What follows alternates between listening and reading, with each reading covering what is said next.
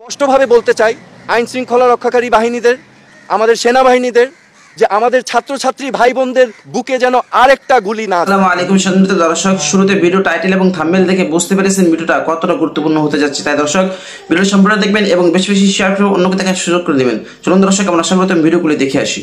স্পষ্টভাবে বলতে চাই আইন শৃঙ্খলা রক্ষাকারী বাহিনীদের, আমাদের সেনাবাহিনীদের, যে আমাদের ছাত্রছাত্রী ভাই বোনদের বুকে যেন আরেকটা গুলি না যায়। সো যেহেতু তারা সেফ কাস্টাডিতে, আমি তখন রিকোয়েস্ট করলাম আমি তাদের সাথে দেখা করতে চাই। তো প্রতি উত্তরে আমাকে জানানো হয়েছে যে দেখা করতে চাইলে ঊর্ধ্বতন কর্তৃপক্ষের পারমিশন নিয়ে আমার দেখা করতে হবে তাদের সাথে।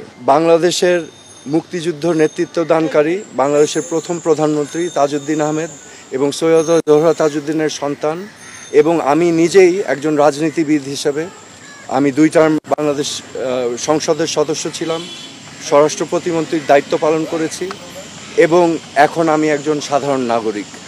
আমি আজকে এই ব্যাকগ্রাউন্ড এবং একজন সাধারণ নাগরিক হিসাবে আমি ডিবি অফিসে এসেছি, কারণ আমি বাংলাদেশের সকল মানুষের মতোই বাংলাদেশকে নিয়ে উদ্বিগ্ন বোধ করছি। আজকে আমরা জানি যে এখানে কোটা আন্দোলন হয়েছে, কোটা সংস্কার আন্দোলন হয়েছে, এবং এই কোটা সংস্কার আন্দোলন নিয়ে আমাদের দেশে একটি অশান্তিপূর্ণ পরিস্থিতি বিরাজ করছে। এখানে শত শত মানুষ নিহত হয়েছে, নিরীহ 5 বছরের বাচ্চা থেকে শুরু করে 8, 10, 15, 16 ছাত্র, সাধারণ মানুষ সহ অনেক মানুষের প্রাণহানি হয়েছে, এবং এটা আমাদের সবাইকে ক্ষত করেছে, আমাদের বিবেককে নাড়া দিয়েছে। এই বিবেকের নাড়ার কারণেই আজকে আমি ব্যক্তিগতভাবে ডিবি অফিসে এসেছি। কেন এসেছি? আমি ডিবি প্রধানের কাছে 3টা প্রশ্ন নিয়ে এসেছিলাম। আমার প্রথম প্রশ্ন ছিল যে এই 6 জন সমন্বয়কারীকে গ্রেফতার করা হয়েছে নাকি সেফ কাস্টাডিতে নেওয়া হয়েছে। দ্বিতীয় প্রশ্ন, যদি অ্যারেস্ট হয়ে থাকে তাহলে আমার কোনো প্রশ্ন নাই, আমার কোনো দাবি নাই, কিন্তু যদি সেফ কাস্টাডি হয়ে থাকে তাহলে আমি তাদের সাথে দেখা করতে চাই।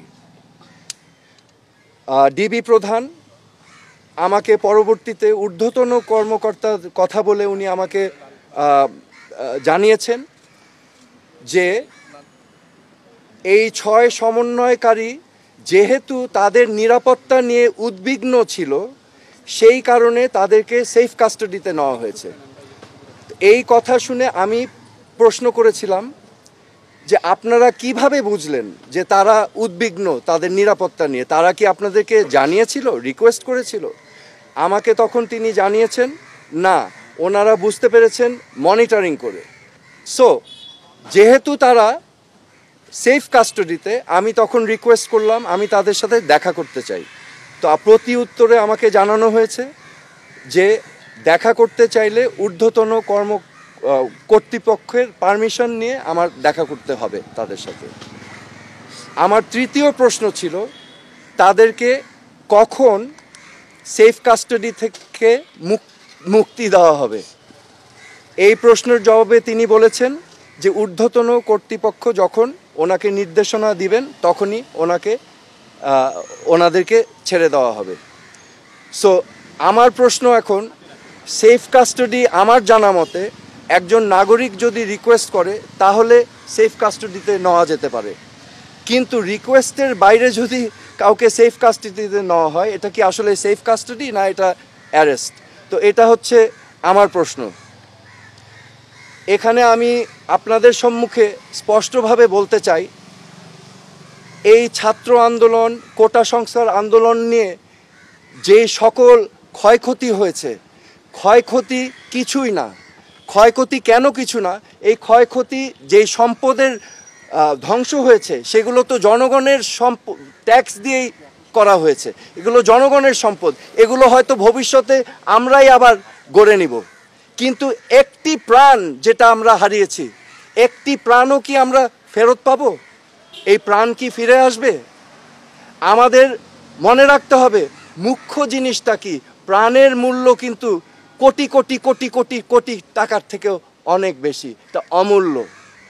তো আমার আজকে আপনাদের সামনে আমি স্পষ্টভাবে বলতে চাই আইন শৃঙ্খলা রক্ষাকারী বাহিনীদের, আমাদের সেনাবাহিনীদের, যে আমাদের ছাত্রছাত্রী ভাই বোনদের বুকে যেন আরেকটা গুলি না যায়।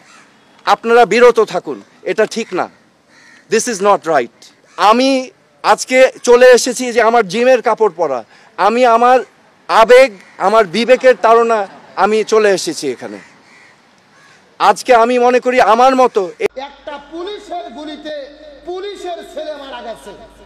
দেখলাম ডেইলি স্টারের মধ্যে প্রতিবেদন করেছে পুলিশের গুলিতে পুলিশের ছেলে মারা গেছে। যেই ওসি আইনাল হক, তার নাম মইনাল হক নাম, তিনি হুকুম করলেন ছাত্রদের প্রতিরোধ করার জন্য। গুলি করতে করতে একটা ছাত্রর শরীরের মধ্যে গুলি লেগে গেছে, রক্তাক্ত হয়ে পড়ে আছে। ছাত্রটা যখন সামনের দিকে হুমড়ি খেয়ে যাচ্ছে, পিছন দিকে তাকিয়ে বলছে, ওই যে আমার বাবা। আর একটা পুলিশ এসে থাকে, আর একটা লাথি মেরে বলে, তোর বাবার কাছে যা। সন্তানটা বিদায় নিয়ে চলে গেল। হসপিটালের মর্গে তাকে নিয়ে যাওয়া হয়েছে।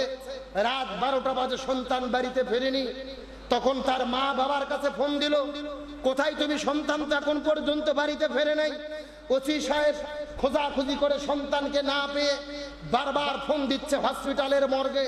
হঠাৎ করে ফোন ঢুকে গেল, ফোন রিসিভ করে বলতেছে, তোমার ছেলে হসপিটালে মরে আছে, ছেলেটাকে নিয়ে যাও। ওসি সাহেব চিনতে পারলো যিনি ওই পাশ থেকে কথা বলতেছে, উনি কনস্টেবল মোকলেস। ডাকতে বলে, মোকলেস তুমি কেন কথা বলো? মোকলেস বলতেছে, স্যার আপনি যেভাবে গুলি করতে বলেছিলেন আমরা ওইভাবেই গুলি করেছি, এই ছেলেটা বিদায় নিয়ে চলে গেছে, আপনার কে হয়? ওসি সাহেব কথা বলতে পারে না, মুখ স্তব্ধ হয়ে গেল। ওসি উপরের দায়িত্বশীলকে ফোন দিয়ে বলে, আমার সন্তানের নিতর দেহ পড়ে আছে, বুকের মধ্যে বুলেট ঢুকেছে, বুকটা ঝাঁঝরা হয়ে গেছে। একটা ছাত্রকে মারার জন্য এত গুলি কি বুকের মধ্যে মারতে হয়? এই ঘটনার দ্বারা যেন আল্লাহ রাব্বুল আলামিন আমাদেরকে চোখের ভেতরে আঙুল দিয়ে শিক্ষা দিল, ওয়া মাকারু ওয়া মাকারাল্লাহ ওয়াল্লাহু খায়রুল মাকিরিন।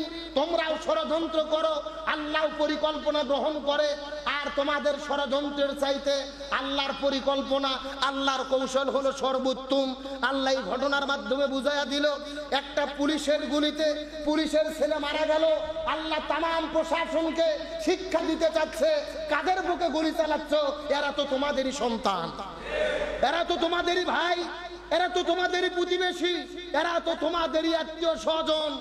এই জন্য সাবধান, নিরপরাধ মানুষের বুকে গুলি চালাবেন না, আল্লাহর কাছে জবাব দেওয়ার কোনো সুযোগ নেই। কিন্তু কে শোনে ধর্মের কাহিনী? আমরা আমাদের কথা বলে যাই, আমরা আমাদের দায়িত্ব পালন করি, কিন্তু মানুষ যতক্ষণ পর্যন্ত না থাকে, না বিপদের মধ্যে পড়ে, ততক্ষণ। দর্শক আজকে ভিডিও এই পর্যন্ত। ভিডিওটি ভালো লাগলে লাইক দিবেন, বেশি বেশি শেয়ার করে অন্যকে দেখার সুযোগ করে দিবেন। আসসালামু আলাইকুম।